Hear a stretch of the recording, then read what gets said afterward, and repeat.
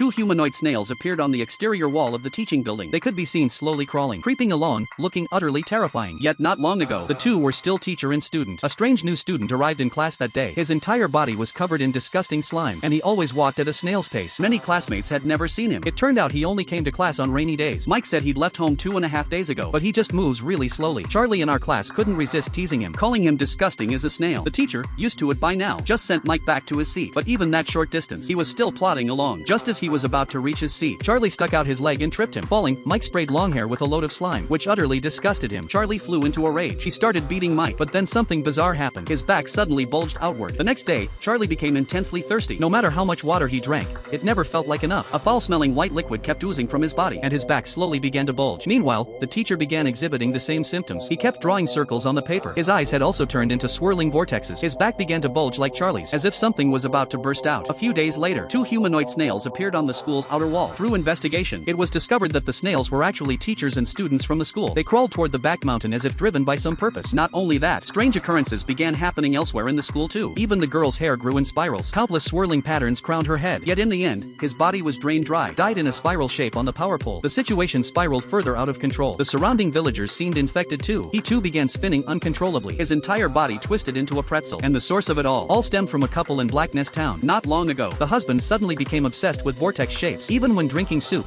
he had to stir it into a vortex. Upon closer inspection, what's even stranger is, he also searches for snails every day and crouched beside them to photograph their crawling process. He became utterly captivated by the spiral patterns on snail shells. Not only that, men will also stare at spinning light bulbs for over 10 hours. He felt that by staring like this, he could become a vortex himself. Under this twisted notion, he committed an unimaginable act. Only by transforming himself into a vortex could he truly merge into it. In that instant, it dawned on him. Then without hesitation, he plunged into the washing machine. When people found him, the man had been spun into a pretzel by the high-speed washing machine.